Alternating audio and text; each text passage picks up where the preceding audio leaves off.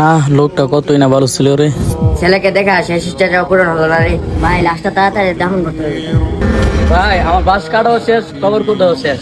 ভাই লাশটাকে তাড়াতাড়ি দাফন করতে হবে। ভাই উনি এক ছেলে বিদেশে থাকে, উনি আসলে তারপর লাশ দাফন করা হবে। ওই তো দেখেন উনার ছেলে চলে আসছে।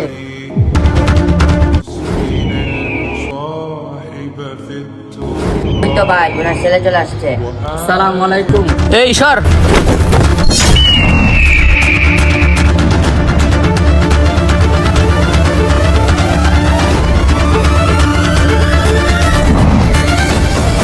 আমার জমির বিষয়ে কিছু সমস্যা ছিল, ওইটা মিটিয়ে নিলাম। পুরো লাশটাকে নিয়ে দাফন করে দে।